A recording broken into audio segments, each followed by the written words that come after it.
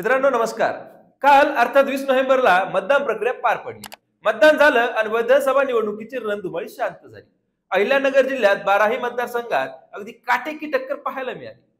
बापरे, लय अवघड आहे मित्रा, लय घासून चालली राव. आमच्या इकडे तर काहीच कळना कोण येईल आणि कोण पलटी होईल असे बोल काल दिवसभर ऐकू येत होते. म्हणजे कोणत्याही मतदारसंघात कुठेही वातावरण एकहाती नव्हतं. आता सर्वांना आस लागली आहे ती म्हणजे निकालाची. कोण निवडून येईल याची.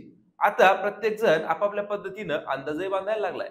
मित्रांनो, या ठिकाणी आपण याचाच एक आढावा घेणार आहोत. नमस्कार, मी विजय गोबरे. तुम्ही पाहतात चर्चा होणारच युट्यूब चॅनल. मित्रांनो, सुरुवात करूयात पारनेर पासून. पारनेर मतदारसंघात राणी लंके, काशीनाथ दाते हे मुख्य उमेदवार होते. सोबतच संदेश कारले हे देखील अपक्ष उभे होते. निलेश लंके यांचा जनसंपर्क दांडगा असल्याने आणि सोबतच शरद पवारांची तुतारी असल्याने खेडोपाडी गावोगावी राणी लंके यांना चांगलाच प्रतिसाद पाहायला मिळाल्याचं बोललं जातं. यंत्रणा सक्षम आणि सूक्ष्म देखील होती, त्यामुळे अनेक ठिकाणी त्यांची हवा पाहायला मिळाली. काशीनाथ दाते सर हे एक शिक्षक आणि सोबर चेहरा, सोबतच महायुतीतील प्रत्येक घटक पक्षाची साथ. विखे पाटील यांची यंत्रणा त्यांचं काम करत होती असं म्हटलं जात होतं. माजी नगराध्यक्ष विजय औटी यांनी देखील त्यांना पाठिंबा दिला होता, त्यामुळे वातावरण चांगलंच फिरलेलं होतं असं म्हणतात. सोबतीलाच संदेश कारले यांनी देखील तगडी फाईट दिली. आपला माणूस हा जो हॅशटॅग सोशल मीडियावर फिरला त्याचा इफेक्ट झाला आणि ते देखील चांगले चाललेत अशी चर्चा. म्हणजे या उमेदवारांमध्ये चांगलीच घासून झाली असं म्हटलं जातं. त्यामुळे तिघेही एकमेकांना टक्कर देतील आणि जो विजय होईल तो थोड्याफार फरकानेच विजयी होईल असं नागरिक सांगतात. नगर शहरात कसं होतं वातावरण आता ते पाहू. संग्राम जगताप आणि अभिषेक कळमकर या दोघांमध्येच अगदी काटेकी टक्कर पाहायला मिळाली. कोणत्याही प्रभागात किंवा कोणत्याही बूथवर जाऊन येणारे नागरिक लय घासून चालली राव असंच बोलताना दिसत होते. दोन्ही उमेदवारांचे कार्यकर्ते दिवसभर फिल्डिंग लावून होते.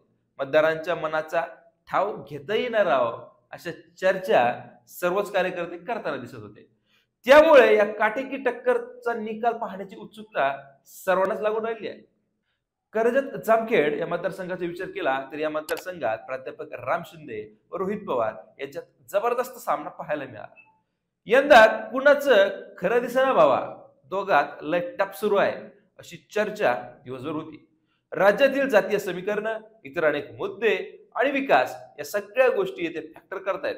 त्यामुळे काहीच कळेना काय होईल अशी स्थिती या मतदारसंघात होती. त्यामुळे रोहित पवार दुसऱ्यांदा आमदार होतील की राम शिंदे यांना आमदारकीची लॉटरी लागेल हे 23 तारखेला समोर येईल. आता श्रीगोंद्यात जर पाहिलं तर श्रीगोंदा मतदारसंघात पाचपुते कुटुंबियांचा जनसंपर्क असणारा राजकीय होल्ड यामुळे त्यांना चांगलाच प्रतिसाद मिळतोय असं नागरिक बोलत होते. सोबतच राहुल जगताप हे अपक्ष असले तरी त्यांची प्रचंड क्रेज या ठिकाणी दिसून आली. सहानुभूती, शरद पवारांच्या नावाचा वापर आदींमुळे त्यांच्याही नावाचा बोलबाला मतदारसंघात दिसून आला. नागोडे यांच्या मागे उभी असणारी महाविकास आघाडीची ताकद, प्रचार यंत्रणा यामुळे त्या देखील कमी नाहीत राव असा देखील सूर श्रीगोंद्यातून निघत होता. त्यामुळे या कडव्या तिरंगी फाईट मध्ये कोणाचे स्टार लागतील याकडे जिल्ह्याचं लक्ष लागलंय. मित्रांनो, राहुरी मतदारसंघात राहुरी तालुका आणि नगर तालुक्यातील काही गावांचा समावेश होतो. या दोन्ही तालुक्यात प्राजक्त तनपुरे आणि शिवाजीराव कर्डिले यांच्यात चांगलीच रस्सीखेच दिसली. दोघही मातबर उमेदवार, दोघांच्या यंत्रणा देखील तेवढ्याच तोडीस तोड. नगर तालुका हा कर्डिलेंचा बालेकिल्ला, पण या तालुक्यात देखील कर्डिले यांच्या सोबतच तनपुरे यांची देखील क्रेज दिसून आली. आणि अगदी तसंच राहुरी हा तनपुरे यांचा बालेकिल्ला असूनही तिथे कर्डिले यांचा बोलबाला दिसला असं नागरिक सांगतायत. त्यामुळे या मतदारसंघात काटेकी टक्कर दिसेल असं दिवसभर म्हटलं जात होतं. शेवगाव पातळीत एकदा डोकून पाहू. येथे पक्ष नव्हे माणूस पहा. पक्षाचा विचार करण्यापेक्षा लोक व्यक्तीचा विचार करतायत असंच काहीशी स्थिती पाथर्डी शेवगावमध्ये दिसून आली.